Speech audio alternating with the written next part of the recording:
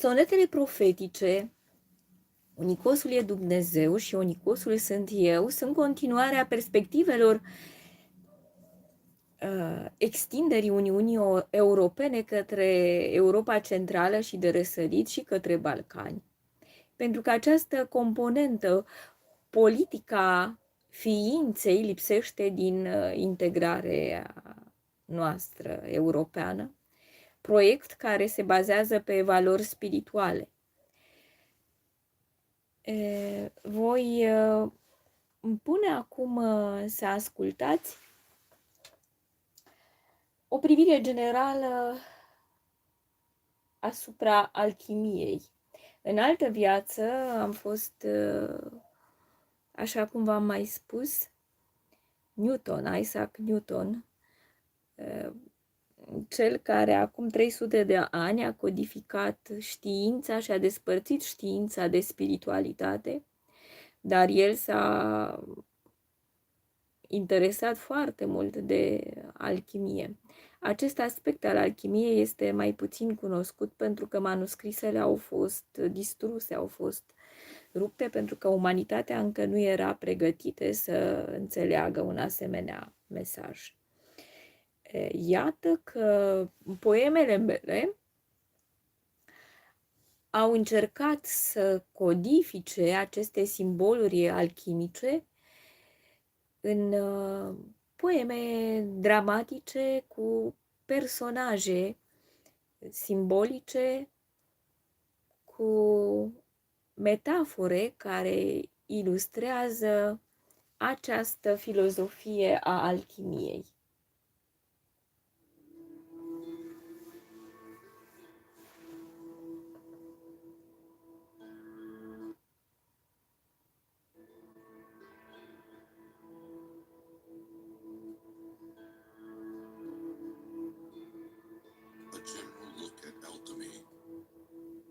Written by and presented with permission by Luxemore. Narrated by Matthew Schmitz. Alchemy's origin. Alchemy, according to esoteric writers, is said to be the invention of an ancient Egyptian sage called Hermes Trismegistus. The father of alchemy lived in an unknown age of Egyptian history, though he is thought by some Rosicrucian schools to have lived during the time of Moses and the exodus of the Israelites. If true, being an initiate of the mysteries of Isis and Osiris, Moses must have been tutored by Hermes himself, which later enabled him to carry out his mission and to realize his I am presence, symbolized by the burning bush. The various precepts of the 10 Commandments of the Lord of Hosts, revealed to the Israelites by Moses, are the first alchemical steps of purification and putrefaction. Further steps were later added to the Mosaic revelation by the Nazarene Master. Indeed, the Christ declared that he came not to abolish the previous revelation, but to fulfill it. It is thought by some that Hermes Trismegistus constituted a title assumed by distinguished hierophants of the mystery schools, in a somewhat similar manner that Zoroaster, the founder of the fire religion, is regarded by certain scholars. Incidentally, alchemy may also be considered a fire religion, or at least a philosophy, because of its symbology of fire related to the alchemical principles, its prerequisite in the art of transmutation, and to the respect and honor paid to it by alchemists. Jewish mystics identify Hermes as the antediluvian prophet Enoch, or Idris, as the Muslims call him, while ancient Egyptians see Hermes as Thoth, the god of wisdom, learning, and writing. He was given this apotheosis, along with Imhotep, the great architect under the reign of King Zoser of the 4th dynasty. It would appear that both men were overshadowed by the archetypal figure of Thoth, and were acknowledged as such by both the inner and outer circles of initiates of the mystery schools. Thoth, or his Greek counterpart Mercury, was a messenger of the gods, and as an archetypal incarnation of this god, Hermes lived up to his name by his literary productiveness. Ancient writers declared that the thrice greatest wrote thousands of books on what later became known as Hermeticism, and alchemy. It is unfortunate that very little of Hermes' works survived the conflagration and destruction of libraries and books by Roman and Christian zeal in the early dawn of the Piscean Age. The world as a whole is still ignorant of the great loss, and it will take some time before the invocation is made by the masses for the greater light, for disclosure of eternal principles that would shine upon the paths of men, and consequently, for a full restoration and establishment of an occult library of the world, with an archive and database of every known system and tradition of the metaphysical side of life. Although little is known of Hermes, it is evident through the works attributed to him that he was an intermediary of the wisdom ray of the Supreme Being. One of the most famed works on Hermetic doctrine written, and in concise form, is the Smaragdine Tablet, attributed to the authorship of Hermes. Its discovery is traditionally believed to have been made by Alexander of Macedonia in a cave near Hebron. This conqueror of nations, who had Aristotle for a master, was in search of immortality. Although he failed to attain his personal immortality, Alexander did uncover a philosophical jewel that would have given him what he had sought if he had only applied the principles that the emerald tablet contained. Tradition relates that the tablet was wrought out of artificial emerald, the result of transmutation, with the Hermetic doctrine embossed on it.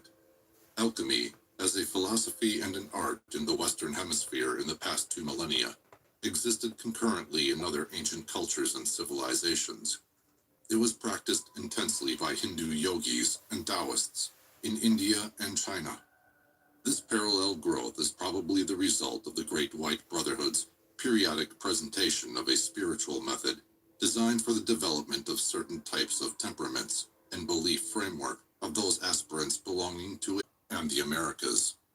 It is reasonable to assume that they brought with them their sciences, art, and culture, which influenced indigenous to the regions where they settled. This would explain the similarities in the traditions and beliefs of native cultures to be found both east and west. Principles of alchemy are the principles that nature herself works with, and thus alchemy, scientifically, existed in the inner planes long before it was brought down to the earth plane by master teachers.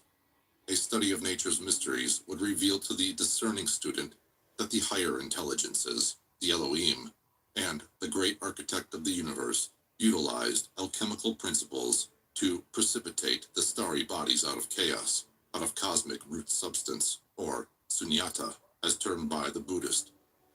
Kabbalists believe that Adam was taught by the angels in paradise the art of transmutation to prepare him for his fall and his climb back toward his monad, toward God, his involution and evolution from a divine consciousness to divine self-consciousness.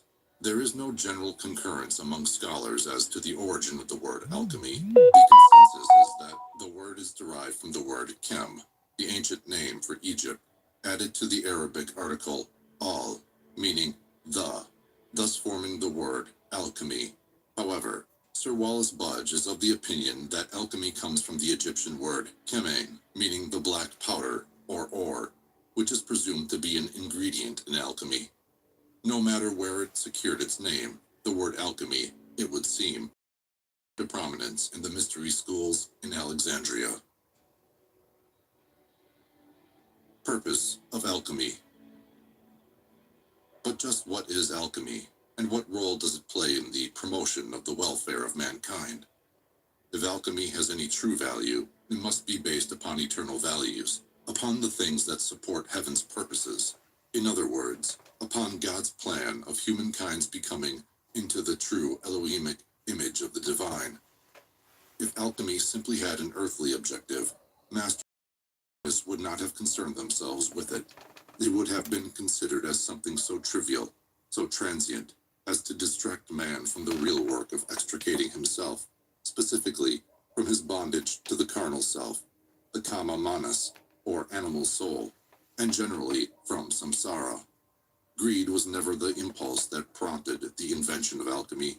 It was, is, and always will be man's desire for truth and enlightenment of his true nature and estate that motivates him to seek, through every channel and avenue for that certain something that he subconsciously feels he had lost and which is his to reacquire.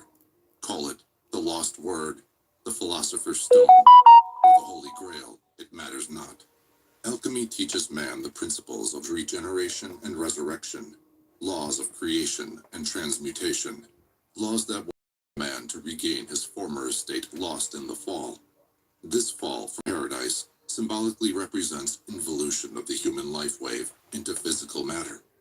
The way back to the throne of God is scientifically called evolution, and the acceleration of the latter is the art of the Hermetic Gnosis. This path of return is esoterically and graphically symbolized by Jacob's ladder and the paths of the Kabbalistic tree of life. The drama of Jesus' life is an alchemical allegory of the steps of regeneration and ascension to the I Am presence within, the Father who art in heaven. Orthodox Christianity does not recognize or is unaware of this vital truth, and because of the lack of mystical insight among most members of its priesthood, coupled with the absence of esoteric truths in the doctrines and dogmas of the Church, the average Christian is ignorant and unaware of the true message of Christianity, of the light, the Christ substance, and the true saving blood that Christ introduced to humankind.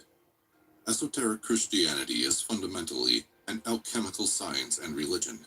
Its promulgator was a master alchemist, being taught in the initiatory halls of the mystery schools.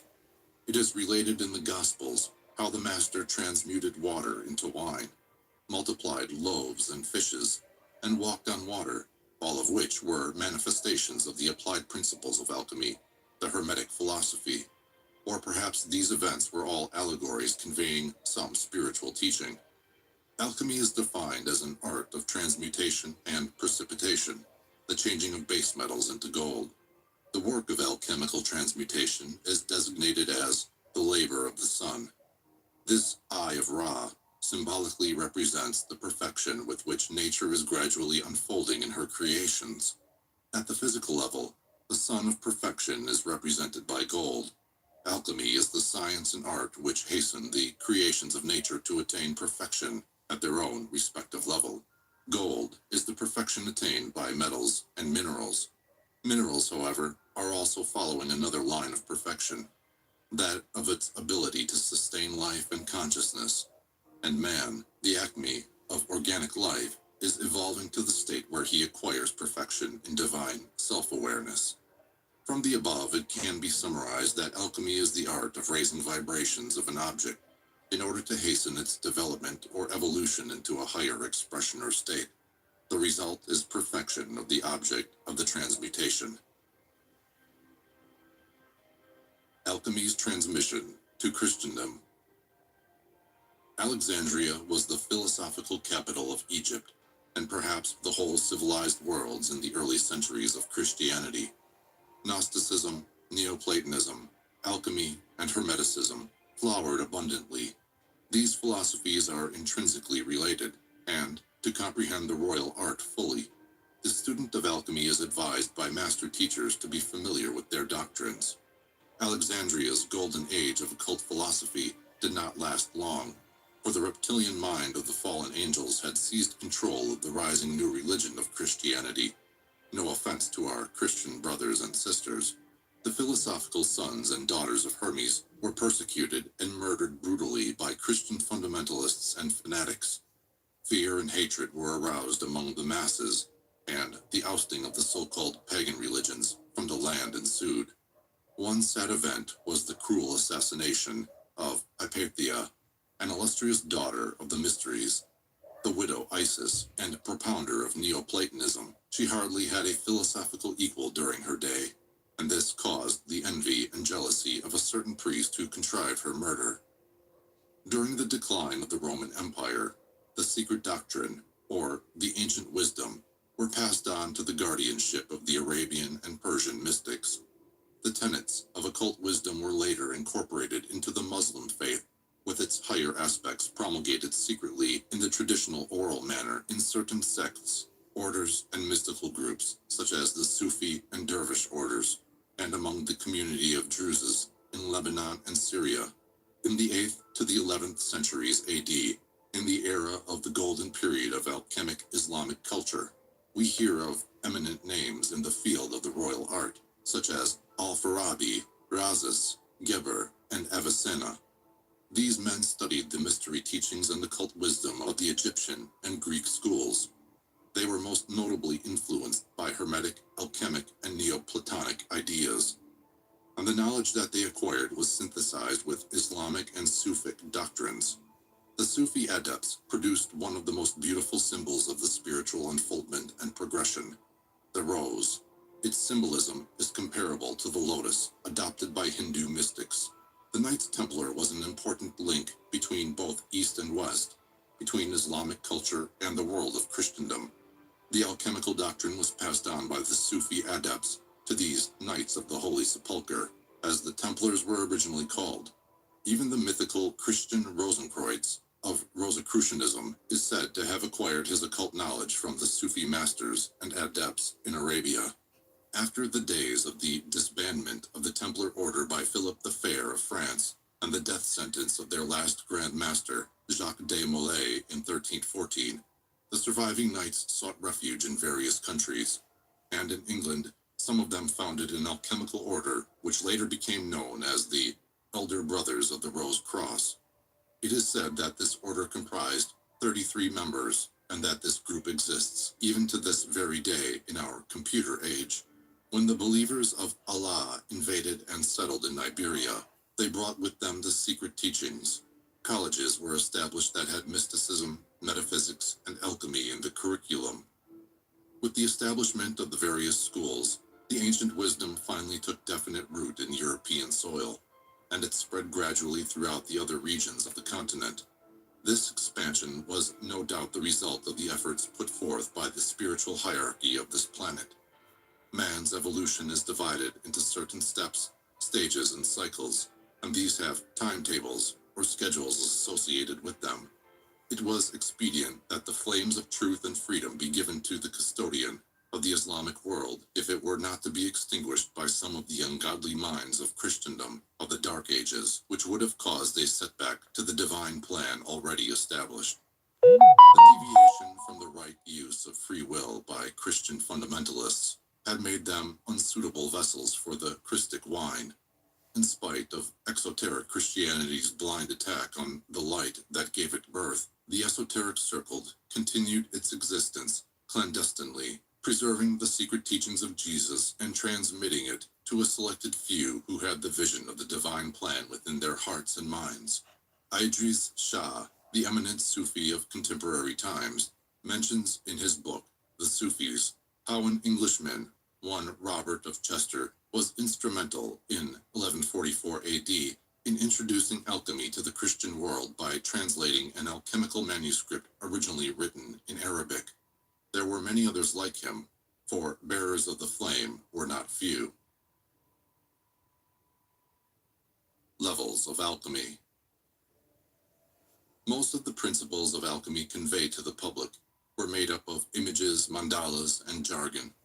These obscure languages were necessary considering the era that alchemical science was struggling for a recognition from the masses as a system of spiritual development in the mind of ecclesiastical persecution. The mentality of the masses of the Middle Ages were not much different from the time of Jesus. Ignorance, superstition, and fear still ruled the day. The letter of the law, as propagandized by Orthodox Christianity, were still at odds and at conflict with the spirit of the law, as advanced by enlightened mystics. The Inquisition, which lasted for centuries, showed how far the Church had strayed from the original precepts of Christianity.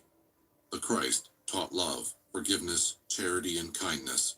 The Church Fathers and Christian leaders only knew personal ambition, with sadism and egoism set up upon an unholy pedestal. The personal I was worshipped. The Yakida, or the divine I am, was forgotten.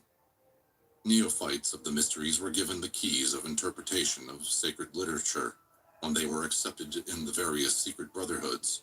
The candidates of alchemical initiation were noticed by the masters when they had proven their sincerity and the sacrifices and effort that they had made. To the world at large, the existence of the masters was unknown and unsuspected, even though their presence in the world of men was hinted at in various alchemical manuscripts. It was only in the last century that Helena P. Blavatsky, among others, who brought their existence to the world's attention, and even then, the world scoffed and derided at the idea. This is a little unreasonable, as people of various spiritual unfoldment and mental development may easily be seen and recognized. If some men and women are more perfect than others, why should not there be men and women totally perfect from our human point of view? Esoterically, when a master alchemist gave a student of alchemy the philosopher's stone, what was actually conveyed were the teachings of the ancient wisdom and a certain yogic system that, when applied and practiced, would transmute an initiate into a god. To the public eye, alchemical icons and terminology conveyed no sense whatsoever, but the mystiqueness of alchemical texts and images aroused interest in potential practitioners of the royal art, and it turned the average person into a seeker. This was perhaps one of the intentions of the authors of alchemical manuscripts. Modern chemistry, feeling a little perplexed by alchemical ideas, contemptuously considers her sire as a pseudoscience, in the same manner that astrology is usually frowned upon by the students of astronomy. Modern research will in time change the opinions and prejudicial beliefs of a materialistically inclined science. Already, pioneers of quantum physics are hypothesizing what the ancient wisdom has been teaching for ages. One key to understanding alchemy is to determine the objectives and the subject of transmutation. Without keeping this principle in mind, one would be lost in the alchemical wilderness. Alchemy is categorized into 4 levels. 1. Physical alchemy. 2. Biological alchemy. 3. Psychological alchemy. 4. Transcendental alchemy. Physical alchemy. Transmutation, one substance into another, such as base metals into gold, water into wine, etc., is the physical aspect of alchemy. It is often referred to as the greater circulation. Much charlatanry and quackery became involved with this aspect, and many people were cheated by rascals who claimed that they had in their possession the philosopher's stone that could effect a transmutation of base metals into gold. Human greed knows no bounds. The poor wishes to be wealthy. The rich aims to be wealthier. And with all their efforts, whether successful or not, sorrow and suffering is the karmic result. Aspirants of the ancient wisdom are taught that the world of form is transient, and that one's happiness should not be based upon something that is illusory. Illusions do not last, and they are not eternal. They bind man to a false sense of human limitation. They enslave man to matter by seducing him to indulge in things that hampers the development of the soul. Truth and the real are that which is eternal, and they are to be found in the kingdom of God within us. Unfortunately, most Christians overlook this one of the most important injunctions of the Nazarene Master. The ancient precepts advises us further that the less earthly desires one has, the richer one truly becomes. The lesser circulation of the herbal family is also included in this category of physical alchemy. The main object of this work is the search for a universal panacea that would cure the ills and sufferings of humanity. This is quite a noble desire should the lucrative aspect and profit motive be absent. It would exemplify the bodhisattva ideal. In contemporary times, there are many of those who have claimed to have accomplished a successful transmutation in their laboratories, even teaching the secrets of the art to their ardent followers. Biological alchemy. When alchemists realized they were advancing in age and were no closer to the goal of physical transmutation, they sought a way to stall the process of old age, to regenerate the body, and even to acquire a degree of physical immortality and biological immunity to diseases that humankind is so prone. With such an object in view, they commenced their search for an elixir of life that would prolong their physical existence. At the very onset, the search took them to the field of herbalism, for many plants were believed to possess the traditional virtues of the fabled fountain of youth. The Hindu mystics, attribute such qualities to the soma creeper. The Chinese Taoists declare that a certain mushroom that they call long qi has the virtue of regenerating the physical body. The Egyptian god Thoth is also said to have described a life-giving mushroom which conferred immortality. At a later period, however, the discovery was made that the real elixir lied within man himself, and it had to be manufactured via psychobiological means. Briefly, this is the work to be undertaken at the biological level. Psychological alchemy. Psychological or mental alchemy is the science of the development of the mind. Of the four lower bodies, the mental sheath is the only one unstructured as yet into an organized body, that is, in most people. In the course of evolution, the mental body will be constituted and coordinated so as to allow the ego and the waking consciousness to function fully in the mental realm.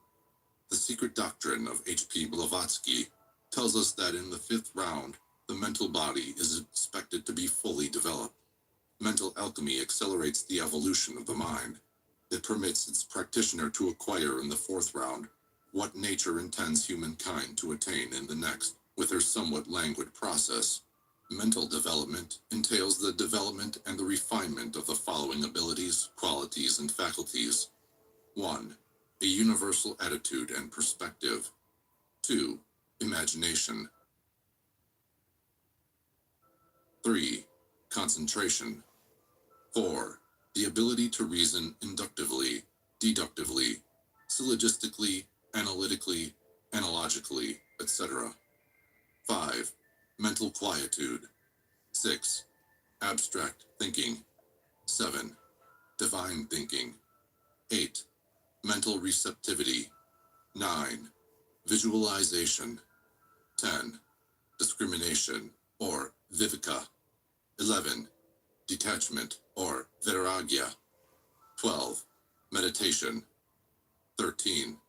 Mental creation, etc. Before quick progress can be made in developing the above faculties, the mind has to be purged of all the phobias, neuroses, and psychoses that are infecting it. Even the guilts, resentments, and sinful feelings torturing one's consciousness. The aspirant is advised to forgive self and forgive others. The steps of conviction, contrition, confession, consecration, and communion should be adhered to when one desires spiritual unfoldment. One of the other steps to be taken is the unification of the male and female aspects of the psyche. Psychoanalysis, however, has only touched the outer fringes of the mind with its inner probings. Mental alchemy, like the previous categories, is not considered the ultimate goal of alchemy. They are but stepping stones leading to transcendental alchemy. More on mental alchemy and the general laws governing transmutation may be read in the Kabbalion, written by anonymous initiate writers. Transcendental alchemy. All things in their natural, unregenerated state are considered dead by alchemists. Man, in his natural state, is in a state of death. Master Jesus voiced this precept when he declared, "Let the dead bury the dead." Transcendental alchemy raises man from the state of nature to a state of grace. The process reunites the sadhaka, the disciple, to the atma, and later to the monad in its full awareness. This is the unio mystica, sought fervently by mystics of all ages. When man unites with the totality of life, he factually unites himself with God, for life and God are synonymous. Unity with Tao, Lao Tse's mystic term for the absolute, results in the realization of one's true identity and reality. The individual who is united with the absolute is a Jivanmukta, a freed being, freed from ignorance, maya, and mortality. Human consciousness expands and embraces cosmic consciousness in this unified state. Figuratively, the drop returns to the ocean, and the spark to the flame, and man's essential divine nature shines forth with the splendor of the sun. This is the destiny of man, to advance into the kingdom of God and be all that God wants him to be. There are various systems of spiritual unfoldment, catered to the basically 7 different temperaments of man that leads him to his ultimate goal. Transcendental alchemy is one of these sublime systems. It is essentially yogic in nature. Meditation, concentration, and contemplation are stressed, and the work of the previous levels of transmutation are conducive to its successful outcome. Symbols of alchemy. Since ancient times, symbols have been used to describe something that words were not adequate enough to express. The intellect has its limitations in comprehending spiritual verities. Intuitively, man feels that the forces of nature are intelligently directed. How and why his human mind is unable to explain. Cosmic principles, though inadequately described verbally by prophets of God, finds its inculcation upon the human mind expressively through symbols and signs. Symbols are not restrictive nor exclusive. Minds interpret symbols according to the level of their mental and spiritual development. The child mind interprets a symbol in one way, while the transcendental mind would interpret it in another. Most symbols are taken from nature. Others, invented by man, usually take on the form of combined geometric elements.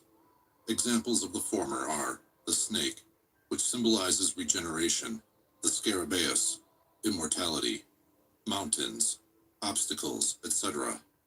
Examples of the latter, the Martinus pentacle, the unity of man and omneity, the Egyptian Ankh, life and immortality, the circle, eternity. Symbols have a certain usefulness in transforming the mind. Whatever man thinks upon, that he becomes. By meditating on symbols or images representing power, love, holiness, and compassion, for example, through mental induction, man unfolds such qualities within his nature. Personally developed symbols are sometimes used as media for communicative exchange between the waking consciousness and the subconscious mind. This is effected by ascribing a certain attribute to a, preferably, invented symbol by repetitious thought and contemplation upon it. For example, the waking mind may ascribe to lightning as a symbol the meaning of danger by constant focus and suggestion upon it until it is absorbed by the subconscious mind. At a later date, when real danger is present, an intuitive impression with the lightning symbol would flash through from the subconscious to the waking mind, thus warning the individual. This method is also applicable to enrich and enlarge upon symbolic dream content, and to induce the subconscious to utilize the newly absorbed symbols, which are non-mystifying to the waking consciousness. Alchemy is very rich in symbolism. The royal art itself is sometimes represented by the pelican and the phoenix bird. The latter was invented by mystics in Alexandria during its heyday, the former by a group of Knights Templar in the British Isles. Alchemical symbols of past ages were designed to reveal as well as to conceal, to stimulate the mind to awaken from its intellectual complacency. Alchemical mandalas describe processes of transmutation, truths, laws, and principles, which are pertinent to an aspirant's spiritual unfoldment, are similarly depicted within mandalas. Such truths were obscured by vague language and inexplicable diagrams for protection from persecution, because truths, for some reason, were, and still are, considered heretical by Christian orthodoxy. In accord with this dire situation, alchemical symbols as an expedient took on Christian coloration. Let us examine the following common alchemical symbols. 1. The hermaphrodite. 2. Dragons. 3. The caduceus. The hermaphrodite. Modern psychology has discovered that the human psyche possesses both masculine and feminine qualities. The male and female polarities are present, no matter what our biological gender. One polarity in the human psyche is, however, usually repressed to the background in the id, the subconsciousness, to the detriment of the psychological equilibrium and stability of the waking consciousness. There are hierarchies of development and transformation of both male and female qualities evolving within the psyche. The lowest rung on the female hierarchy is the harlot, later transfiguring into the virgin of the succeeding rung, and on to the high priestess and the empress of the higher stages. The masculine side has its transformation from barbarian to knight, hierophant, and emperor. The hermaphrodite symbolically represents the ideal anima and animus in symbiotic conjunction, the highest aspect of the male and female qualities in perfect balance and unity within the psyche. This is the state of unity that every man and woman unconsciously seeks in an external partner. The search for wholeness should really take place within. Man's union with omneity is preceded by man's union with his alter ego within his waking consciousness. Any individual with such a coordinated psyche functions balancedly and creatively within society. An aura of holiness enfolds the person. The world knows the person as a compassionate, wise, and powerful being. He or she is the twice born. Esoteric tradition teaches that in a future root race, individuals will be hermaphrodites. Aside from having an androgynous psyche, man would biologically possess two spinal columns, with the cerebrospinal and autonomic nervous system functioning in a closer relationship. Individuals who are capable of controlling autonomic functions, such as the heartbeat, is a certain indication of where the biological and physiological aspects of man are evolving. Dragons. There are many myths and legends concerning heroes slaying dragons that are to be found in mythology of various cultures. We hear in Greek myth of Apollo vanquishing Python, Siegfried, St. George, Krishna, Hermes, and many other heroic figures have also had their dragons to slay. There are basically two species of dragons to be found in alchemical mythos, the celestial and the terrestrial dragon. The latter dragon is sometimes called the red dragon. What do dragons represent? Dragons are symbols of raw energy within the psychobiological organism of man.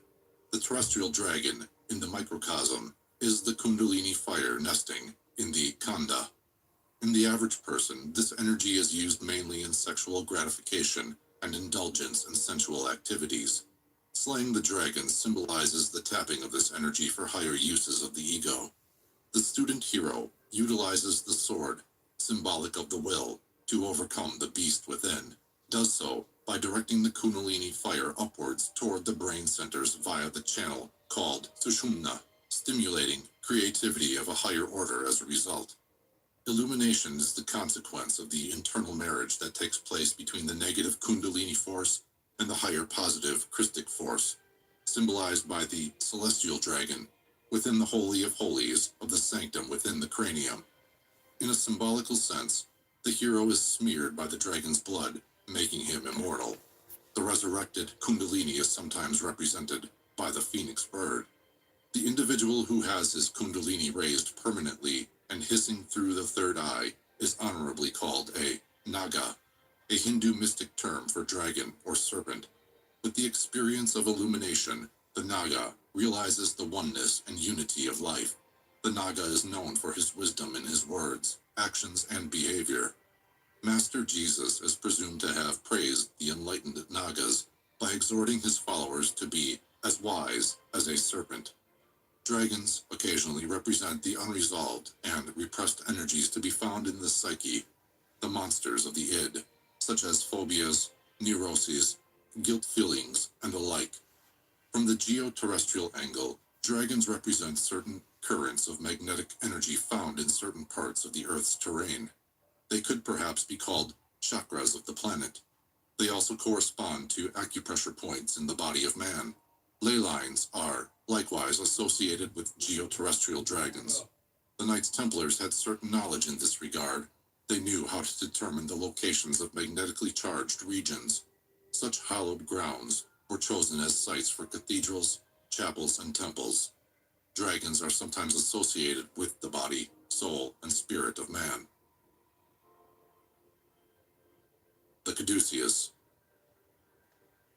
Mystic gurus, when instructing disciples, sometimes adopt teaching devices to train their chelas. The caduceus is one such device.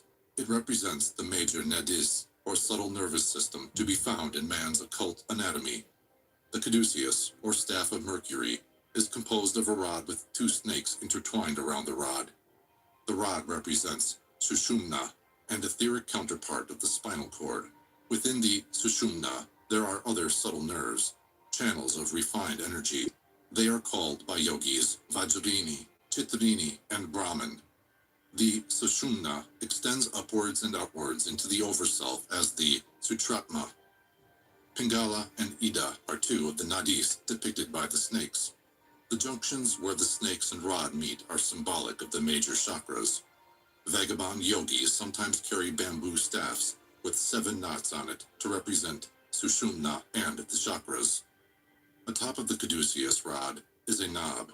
A vine creeper is sometimes attached to this knot, ending somewhere midway at the staff. The protuberance represents the medulla oblongata, with the vagus nerve, the creeper, connected to it. The vagus nerve ends in the thoracic region. Each of these components plays an important role in man's mystic development. They serve various spiritual functions. Occasionally, a pair of wings are to be found appended to each side of the knob or rod. This indicates that the Kundalini energy at the base of the Sushumna had been raised and resurrected. Angelic wings symbolize a superior degree of consciousness and mind. As a whole, the caduceus symbolizes regeneration and enlightenment. It further depicts the attunement of the mind of man with the cosmic mind. In bygone days, in the mystery schools, only the adepts and those of a higher standing were worthy enough to hold such a symbolic staff in their hands. Sometimes the caduceus, or versions of it, were magnetized with otic energy and atmic force. The thyrsus, held in the hands of hierophants of the Eleusinian mystery school, was one rod with such a divine quality impregnated into it. It was primarily designed to stimulate the Kundalini fire of the disciples and initiates when their gurus deemed it necessary and appropriate at certain stages of their spiritual growth. The act of impregnating a mystical or religious object with divine influences is called consecration or magnetization. Some occultists interpret the caduceus as representing the universal magical agent. This magical force is used abundantly in theurgic and thaumaturgic operations. Egyptian hierophants were adepts in the application of this force. The laws and principles involved in controlling the agent were transmitted under oath of secrecy to seekers of light. Apollonius, Pythagoras, and Moses are names that come to mind when considering the display of so-called miracles. These eminent individuals were all initiates of the mystery schools in the land of Chem.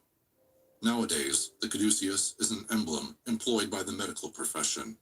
Only in recent years is this branch of science discovering the subtle energies with which this emblem is silently pointing.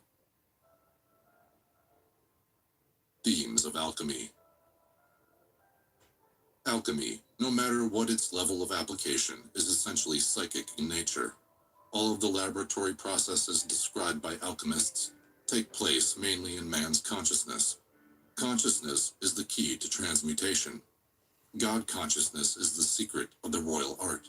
Functioning in higher dimensions, the conscious mind in unison with higher levels of consciousness creates forms of perfection in higher realms, in archetypal worlds. The consciousness operating therein coalesces the necessary electronic particles to bring about a manifestation in the physical world. Consciousness, when in the borderline state, easily experiences and produces psychic manifestations. The mind is the creator and director of the dynamism and kinetics of subatomic particles. Out of cosmic root substance, or prima materia, the cosmic mind and intelligence fashioned the entire universe. Man, being the reflection of the macrocosm, is able to use the same mind to manifest his designs. Patterns of perfection held constantly in mind becomes living archetypes, which stimulates its creator to work spiritually upon his redemption and salvation from bondage to human mortality. We become what we think. Thoughts are living energy, and it is the proper directing of those thoughts by the will that affects transmutation or precipitation. It is declared that thoughts of a divine nature give rise to the vibrations of a master soul. Thoughts influence us holistically. Our nerve substances, composition of the blood, auric energies and radiations, are all affected by the state of our mind. by the thoughts that we dwell on a day-to-day basis. Every organism is an embryo of a higher development and expression. Nature is constantly striving to produce perfection. Alchemists believe that it is man's prerogative to speed up the processes of nature to quickly attain perfection. The spiritual labor is conducted in the laboratory of the soul.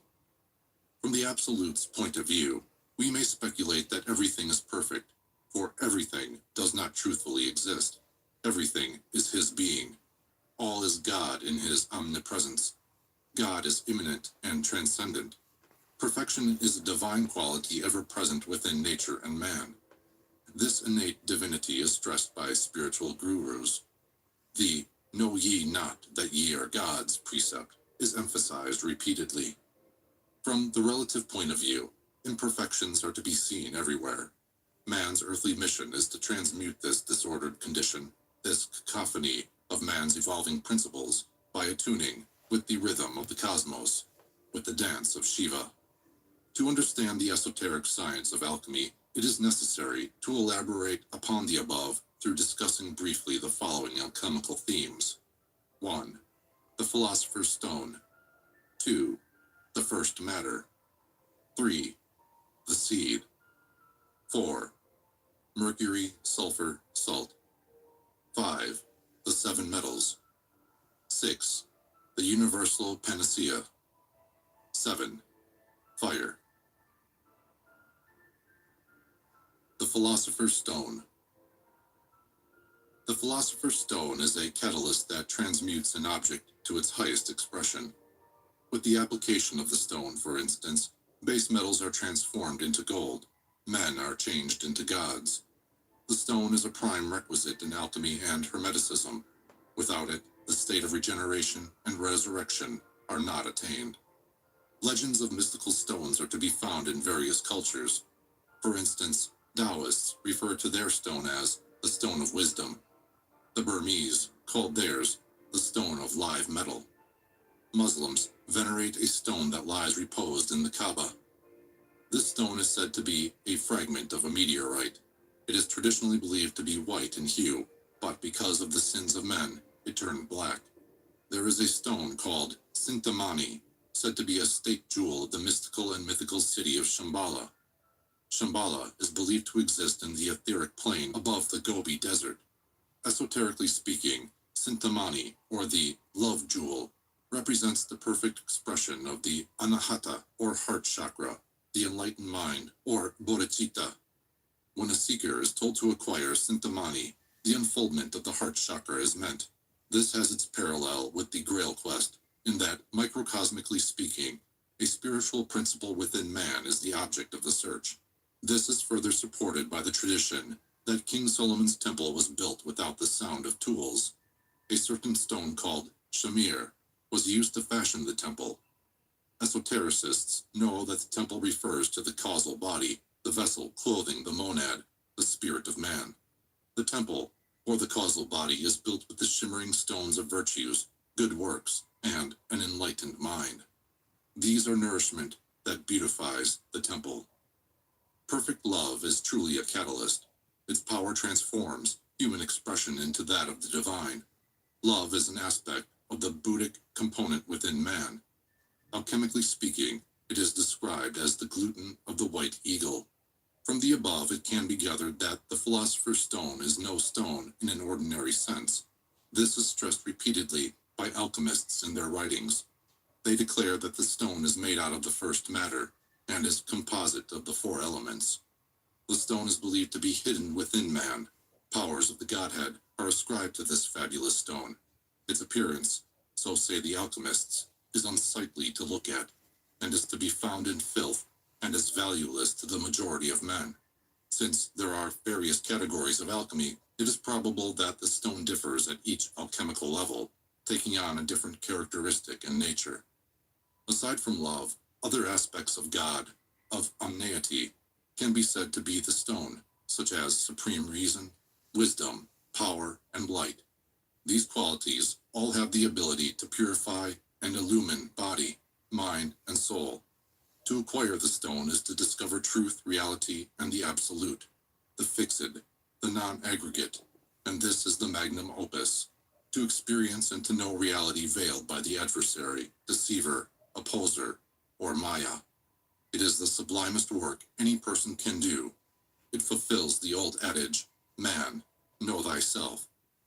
The stone derives its power from the highest aspect of man, from his divine self, which is essentially a spark of God.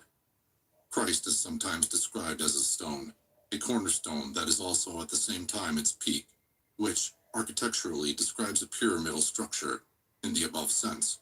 Christ, light, life, and love are synonymous, for they all partake the nature of the stone. They all have the capacity to transmute man's being. Christ consciousness is the stone that transmutes man holistically. The heart of the crown chakra and the heart chakra anchored to the thymus gland are sites where the stone unfolds its power. Within the crown, the Sahasrara chakra, the Christ stone, magnetizes the head centers and crystallizes in the brain ventricles, resulting in the manifestation of hormones and nectars of a spiritual quality that flows into the bloodstream and raising the vibratory rate of the body's atomic structure. This transformed blood is the saving blood of Christ. There is a divine flame of life anchored in the heart. When nourished by the mystic stone, by the love, life, light principle, it radiates energy and magnetism to the surrounding area, to the thymus gland, to the pericardiac sac and fluid, and to the heart itself. It regenerates the blood cells as the bloodstream circulates through the heart and lungs, resulting in youth, vitality, and radiant health. Hindu yogis declare that those who do not love grow old quickly. In the light of the above, the how and why are easily discerned. There are occultists who believe that the philosopher's stone represents a certain gnosis transmitted to worthy aspirants by adepts of the art. This stone then concerns doctrines of mystical occult principles that allows one to attain perfection in a single lifetime. Initiation and ritual play a vital role in this transmission. By applying esoteric principles, the aspirant is transformed into a master soul. An adept is in a sense the philosopher's stone, for his very presence transmutes all who are fortunate enough to come into contact with him. The first matter. Nothing comes from nothing. Therefore, matter and life must have had a source.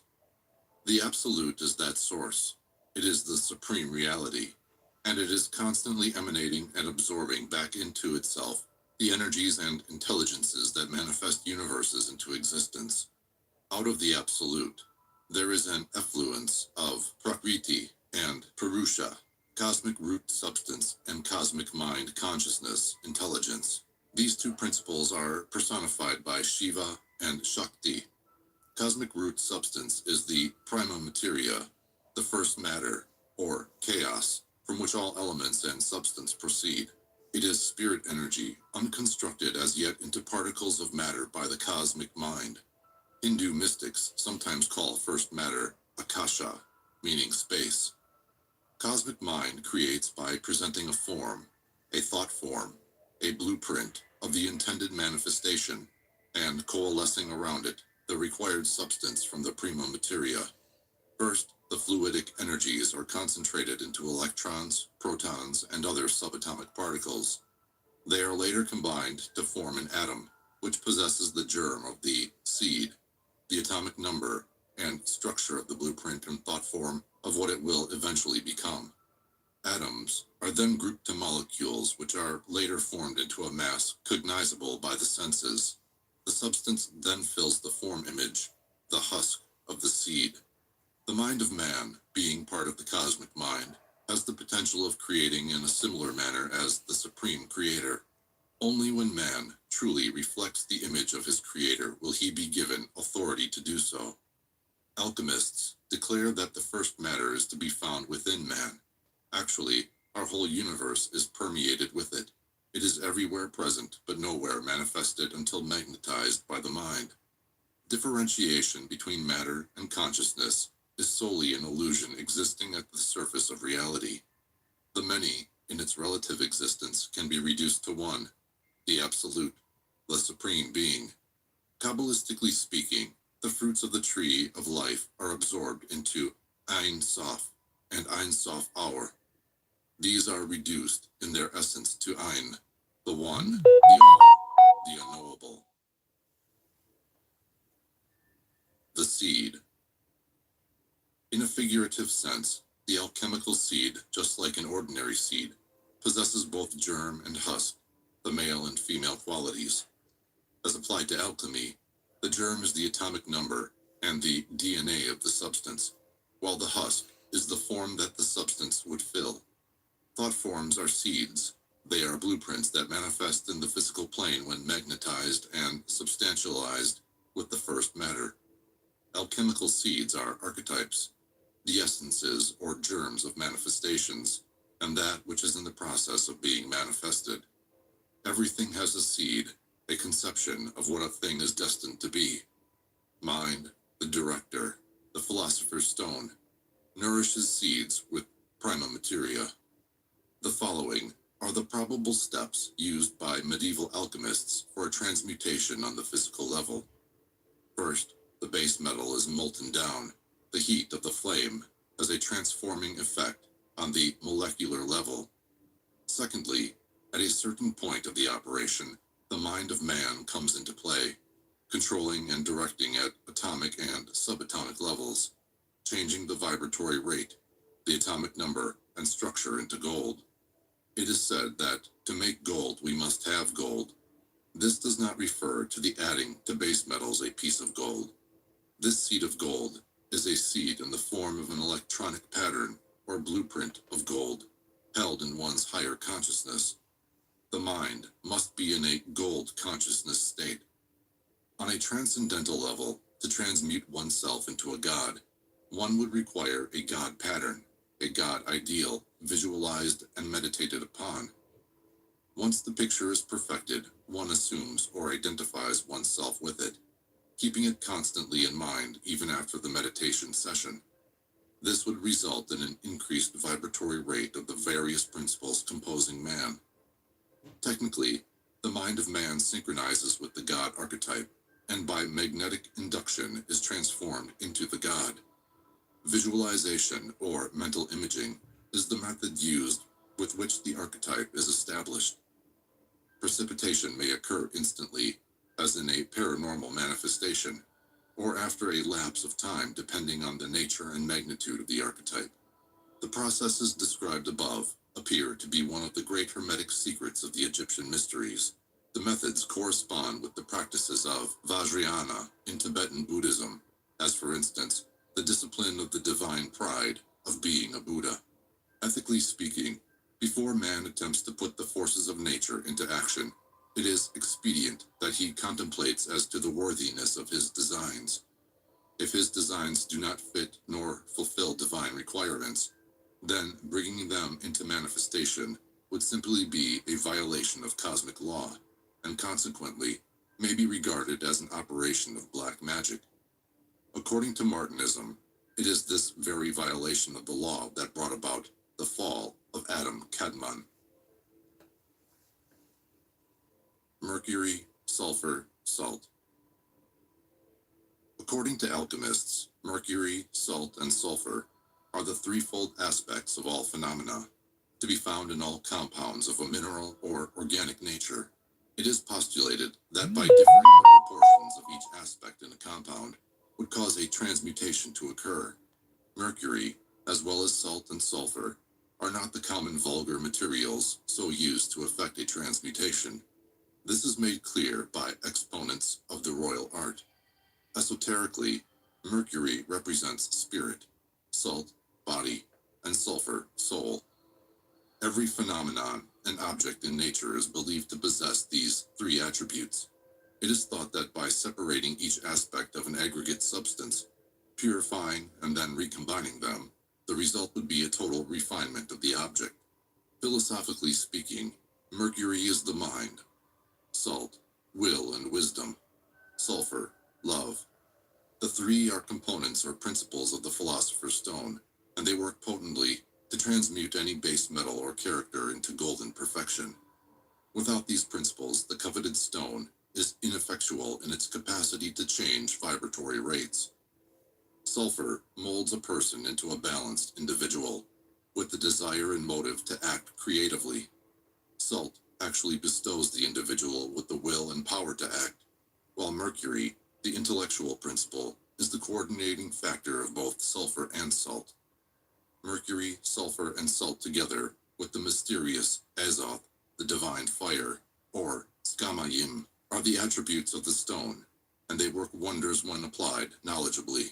These triune principles and Azoth correspond to the Christian unity and the feminine principle personified by Mary. Azoth is the Shakti aspect of the triune Godhead. The seven metals. Metals in the world of alchemy and esotericism in general represent various conditions and principles to be found in man and nature. For instance, metals may represent the seven components or bodies making up the being called man, the seven exoteric rays from the great central sun, and the seven major chakras within the subtle body. The seven metals also correspond to the seven angels presiding over the rays, to the seven archangels, the seven Kohans, the seven pairs of Elohims, etc.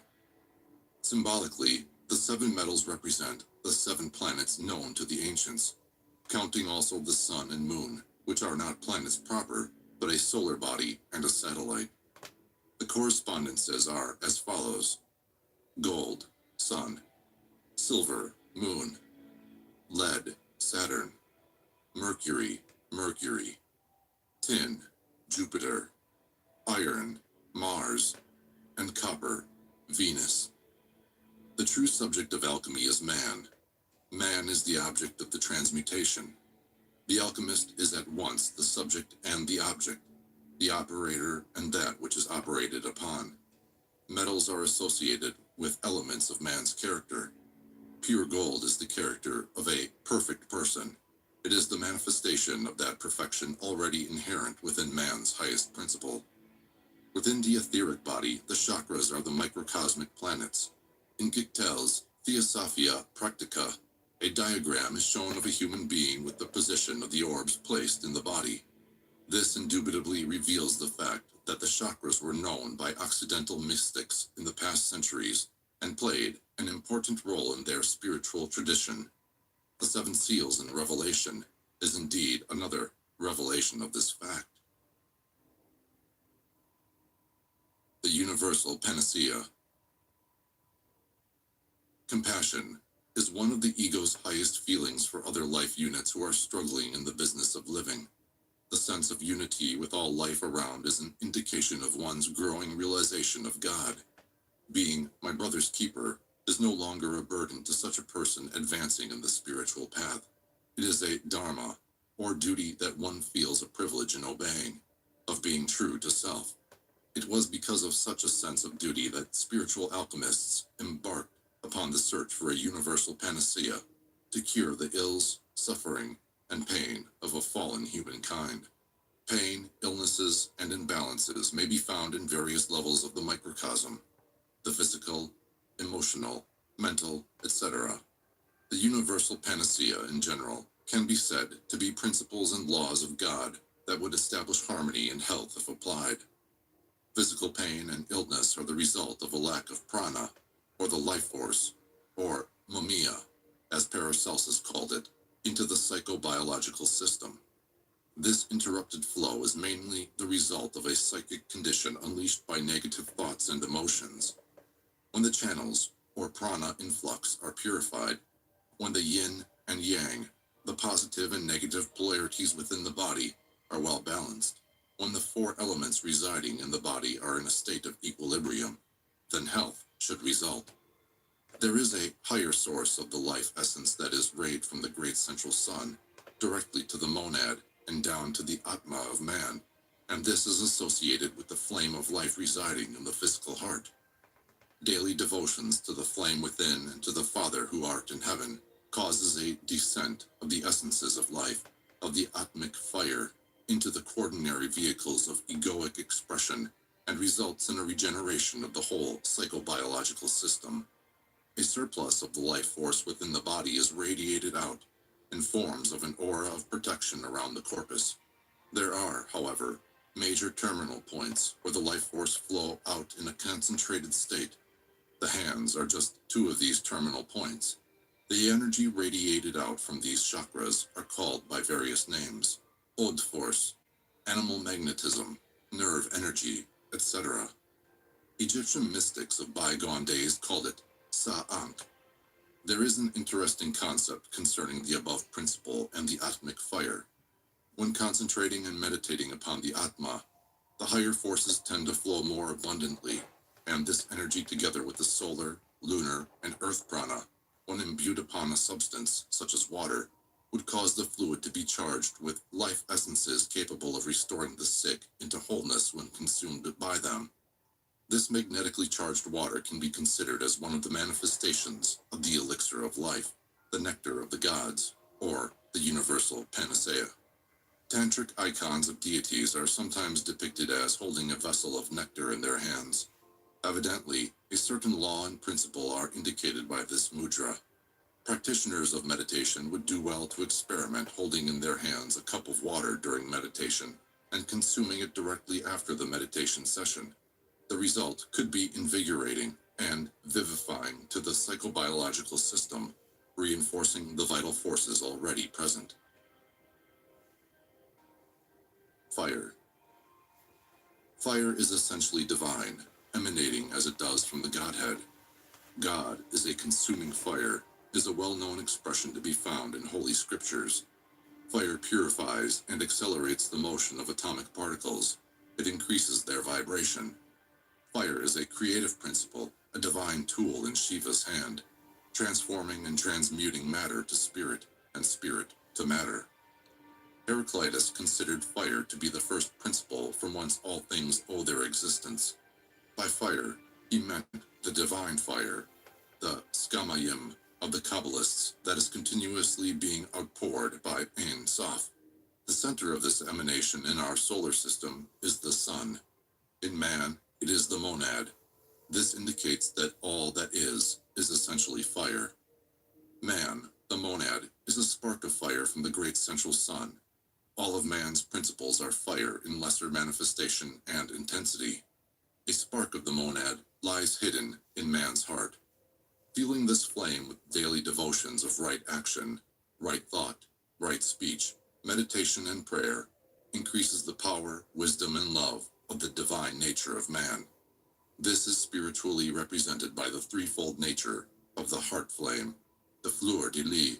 Adepts of alchemy advise their students to work on the prima materia with the internal and external fire, that is, the fires of the mind, kundalini, Christ's substance, sexual energy, prana, and chemical fire. This teaching of master minds reveals that fire manifests in various ways in visible and non-visible worlds. Fire is defined as an internal activity whose external manifestation are heat and light. Fire was worshipped in various ancient cultures as a manifestation of the Supreme Being. Initiates of the temples invoked the divine fire within their beings in their daily rituals of adoration and esoteric exercises. Alchemy continues the tradition of honoring the fiery principle, however, adding a new dimension to the rites of worship by applying it practically and scientifically. Mythologically, Prometheus was said to have stolen fire from heaven and given it to primitive man, to the displeasure of the gods, for humankind was not yet ready to use this principle in a creative, unselfish manner. The secrets of fire was subsequently withdrawn, but not completely, for here and there, the sons, or initiates, of those gods came of age and were, consequently, entrusted with the mysteries of fire, and were given the authority to wield the force intelligently, wisely, and compassionately for the benefit of all beings. In nanotechnology, a science still in the theoretical stage, miniature machines on the nanoscale are hoped to be realized by future generations. The problem faced by scientists today is the creation of the first nanomachine, a universal assembler that would create other machines and parts composing of selected molecules, which would later be programmed to do special work. One of their ideas of developing this nano-universal assembler is to create a tiny assembler in the millimeter scale that would, in turn, create create another assembler of a smaller dimension, and so on until it reaches the nanoscale.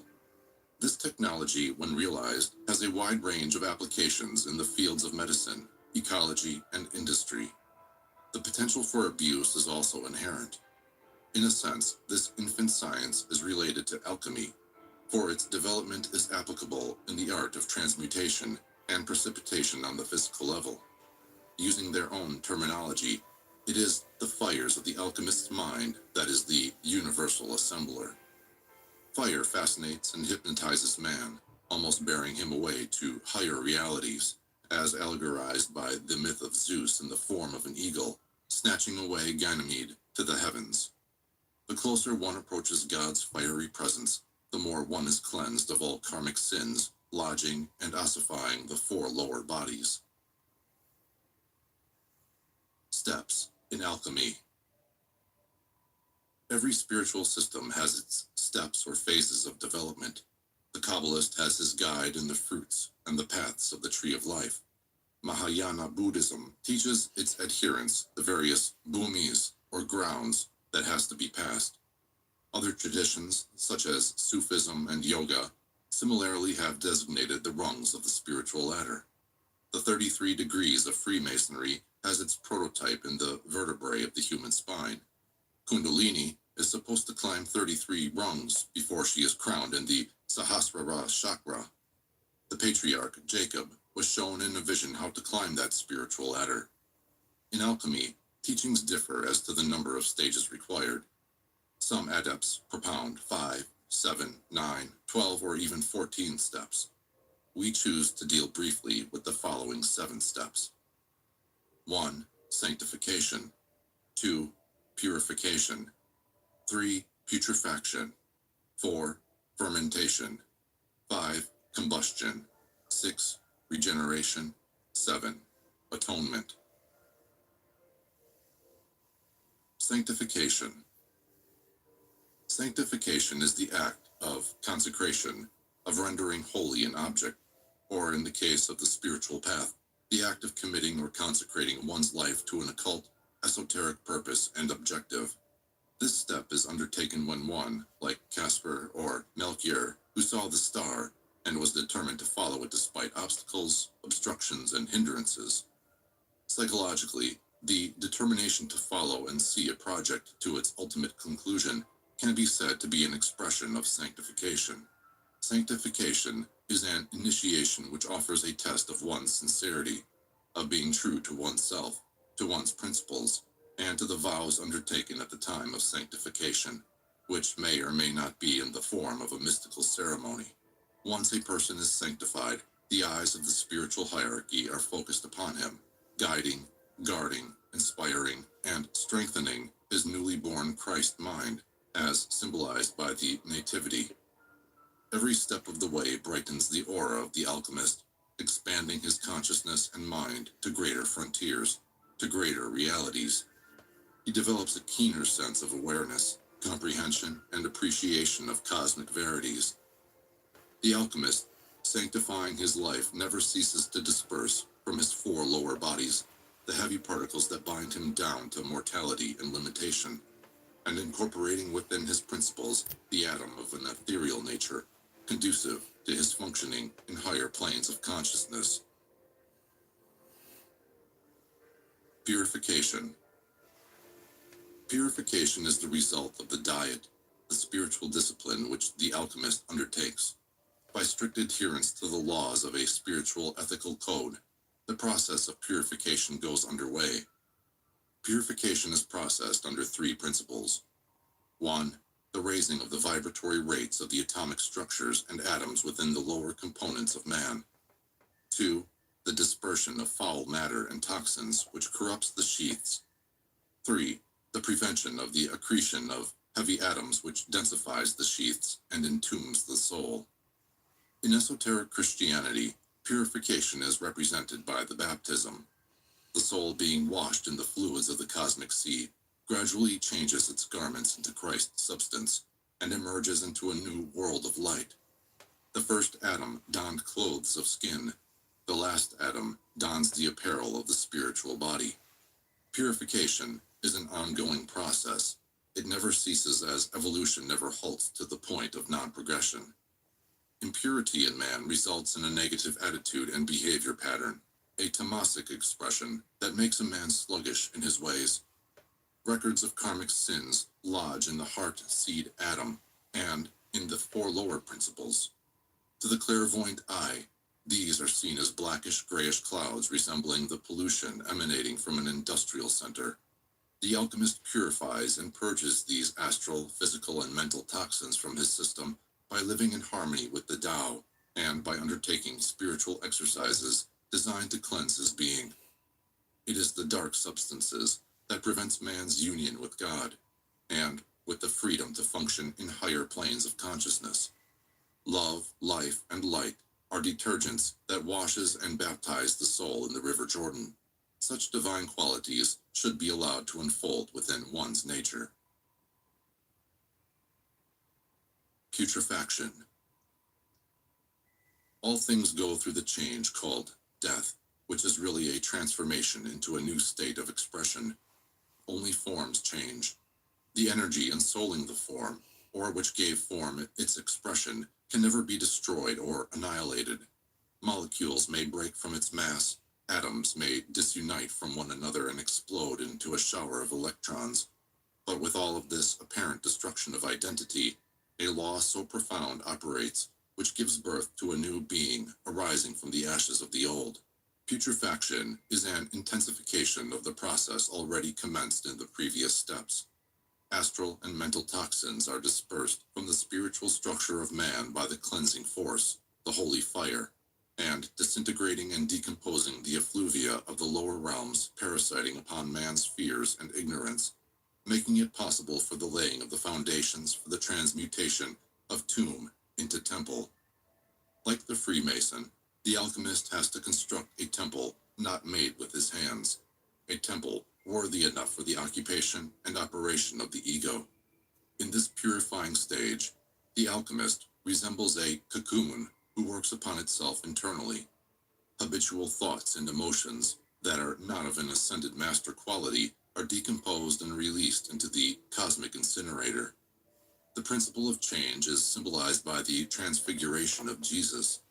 Elijah, representing fire, and Moses, water, are the wisdom and love aspects of Buddhai that impregnates and fertilizes the seed of gold within man. Focus upon the solar principle, God's living fire, is a sure method of burning the dross, the dispersal of impurities, and the transmutation of tamas rajasic metals of man's principles into qualities of gold. Fire quickens the Buddhic seed within our being, awakening it into activity. Water purifies the seed, giving it freedom to grow, and nourishing it at the same time. It is said that putrefaction is the principal key to the process of the transmutation. It is the agent which accelerates growth. The momentum is increased at each succeeding step of the way. Fermentation. After undergoing the previous stage of putrefaction, one then undergoes fermentation, represented in Christian mysticism by the Passion, the agony of Jesus at Gethsemane. Mystics of the Christian tradition call this spiritual condition the dark night of the soul. Chemically, fermentation is the breaking up of complex compounds, changing it into other structures with the aid of an agent such as yeast. Psychologically, it is a time of intense psychic activity where doubts assail one's deepest convictions and beliefs to their very root. A man never knows the stuff he is made of until tried and tested by life and his rebounding karma. When man becomes fixed in his attitudes and outlook, denying the possibilities of soul culture and development, when he gets complacent concerning his place in the scale of evolution and refuses to budge further, then nature comes to the rescue, acting as yeast would do in initiating a forced change in a compound, which in this case is the complex being called man. This forced change comes in the form of tests and trials, and all his previous beliefs and misconceptions are analyzed as to their purported value in sustaining his equilibrium, saneness, and comprehension of life. Students of alchemy are advised by adepts to volatilize that which is fixed, and to stabilize that which is volatile.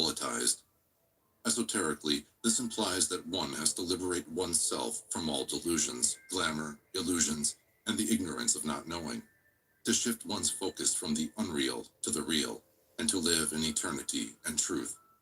This activity of conversion, or renewing of the mind, is the result of fermentation, and it is usually undertaken under the supervision of an adept master who introduces the natural state, or the clear light, to the initiate when judged to be ready. Combustion. After experiencing the dark night of the soul of the previous step, the alchemist is faced with a greater test, that of the dark night of the spirit, where one feels forsaken and cut off from one's source of being, from the encouragement, inspiration, and support from one's teachers and loved ones. Accumulated karma of past embodiments returns in full force with apparently no mercy, but by remembering that God does not give more trials than man can bear, the alchemist initiate makes it through like old Job. In the state of crucifixion, which symbolizes combustion, the emotions and mind on their respective planes are literally on fire, or conflagration. One overcomes this period by being self-reliant, dependent upon one's own resources. Although apparently neglected, the suffering initiate is never alone. Combustion causes a reaction, an upheaval in man's soul, which is accompanied by bliss and pain, symbolized by light and heat. Jesus expressed this paradoxical state when on one hand, with agony, he cried out, my God, why hast thou forsaken me?" Mark 15:34. And on the other, after recognizing his error in presuming separation, with total surrender, he entered the blissful state by decreeing to the Supreme One that is supposed to have left him, "Father, into thy hands I command my spirit." Luke 23:46. What causes combustion, alchemically speaking, is God's all-consuming fire. With its descent upon one's psyche, the intensity of the light temporarily induces spiritual blindness, causing the delusion that darkness has fallen upon the soul. While surrounded by light, one gropes around in seeming darkness. With the descent of divine fire, a conflagration is begun in the emotions and mind, generating pain and agony, which is later subdued by being accustomed to God's face. It is said that no one sees the face of God and lives. What perishes are the last remnants of the false ego and the active identification with the carnal self. Man dies to his lower self, but lives in the glory of his greater self. The presence of fire prepares one for the next stage of regeneration, with which it plays a vital role. Combustion is the baptism of fire and the Holy Ghost as promised by John the Harbinger. From the esoteric anatomical perspective, combustion is triggered by kundalinic activity. As the fiery serpent ascends in sushumna, sensations of heat, cold heat, is felt along the spine. Regeneration. All religions fundamentally are concerned with regenerating man, in laying the foundations for the regenerative process to proceed. It is the esoteric side of religion that puts man into active contact with higher forces and principles that activates the regenerative phase of man's spiritual development. Misguided by dogmatic teachings of the Church, the average Christian believes in a literal resurrection from the grave at the Last Judgment. However, when interpreted esoterically, Paul's writings present a wealth of information concerning the regenerative process. For instance, he declared that, "For as in Adam all die, even so in Christ shall all be made alive." 1 Corinthians 15:22. Adam, or the carnal self, causes the incarnating entity to be dead to higher realities. He operates his bodies sluggishly like a zombie. By contrast, when the prodigal son absorbs the universal Christ substance and Christ consciousness emanating from his higher principles, he then functions under the direction of a higher intelligence. He commences his life living in truth and in eternity. Regeneration, consequently, begins to occur within his four lower bodies, even transmuting the corporeal form into the body of light. To be made alive in Christ requires a certain spiritual discipline to be exercised, but sadly, the average individual prefers believing rather than knowing and doing. It is the destiny of man to attain what Jesus had attained in the resurrection, and thus Paul advised the Romans. But if the Spirit of him that raiseth up Jesus from the dead dwell in you, he that raiseth up Christ from the dead shall also quicken your mortal bodies by his Spirit that dwelleth in you. Romans 8:11. If the Spirit must dwell in us for a quickening, then there must be a way for inviting the Holy Spirit to dwell in our bodies. Mere beliefs and faith are insufficient to invoke the Paraclete, the Holy Spirit. When relied upon, nature's pace of evolution and development, the regeneration of man, may require eons to accomplish. By entering the straight and narrow gate, the path of return, the prodigal son may accelerate the regenerative process and quickly deify himself in his Father's arms. It is said that great men do not die, they simply fade away. Enoch, the great antediluvian prophet, was one such an individual who simply faded away. It is recorded in Genesis that he walked with God, and then he was not. There are basically two interpretations to this statement. One, the complete elimination and non-identification with the false self, the false ego. And two, the etherealization of the physical body. After successfully treading the various phases of the way, the alchemist comes to a point where a greater influx of the rays of the higher self descends and takes active control of the four lower bodies. Every cell in the physical body is vitalized by this paraclete and raised to a higher state of vibration, resulting as a side effect youth and a renewed power. Life is prolonged in the form, and all diseases that plague humankind comes to no effect. Psychologically, regeneration causes a spiritualization of the character of the alchemist. Morals, ethics, and principles held by the alchemist are unfolded and applied from the divine perspective. Every smile displayed and directed by the master alchemist to a recipient comes with a special blessing and force, which is subtly felt projected from the heart center of the alchemist. From the above, it can be deduced that regeneration is represented by the Master Jesus' resurrection. Regeneration causes the unfoldment of the seed of gold within man to mature, and preparing him for the final stage, which concludes his path of transmutation. Atonement.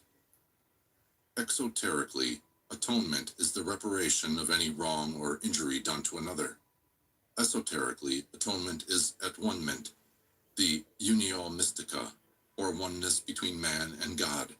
It is the ascension in which man is unified with his I am presence. This is the conclusion of the path of human salvation, the attainment of alchemical gold.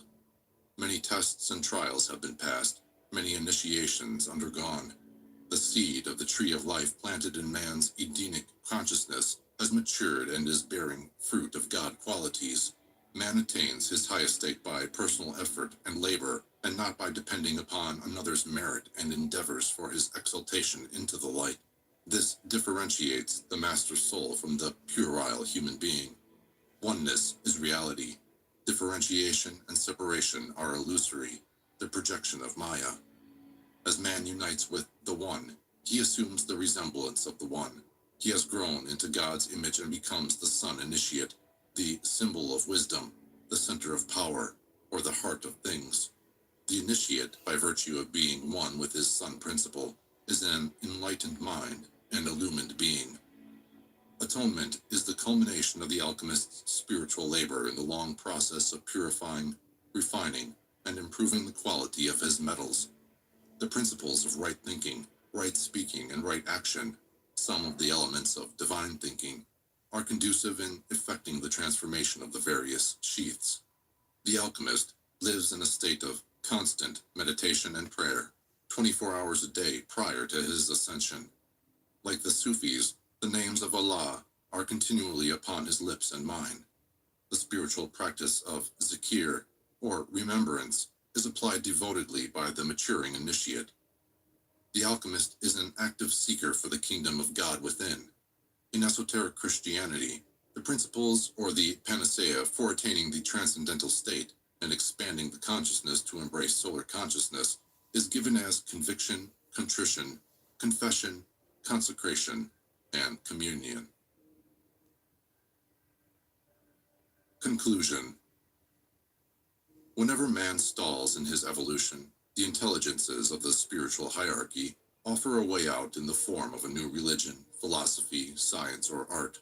Alchemy is at once all of these, and ever since its advent into the mysteries, a profound inquiry has been made by aspirants and seekers as to the possible processes involved in effecting a transmutation.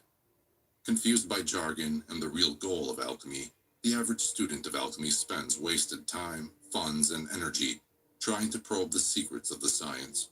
Sincerity, faith, and perseverance were, and still are, the keys that unlock the portal to a master's heart, and with his aid and guidance, a higher understanding and appreciation are acquired by the aspirant. Though still dismissed as a pseudoscience by modern scientists, alchemy's value as a psycho-spiritual tool for man's transformation cannot be denied when understood in its entirety. It only takes a mind of purity, freed from bigotry and intellectualism, to become like a little child in the arms of the Divine Mother, or Sophia, in order to grasp the essential principles of alchemy, which radiates so much light for the wayfarer to guide him to his destination.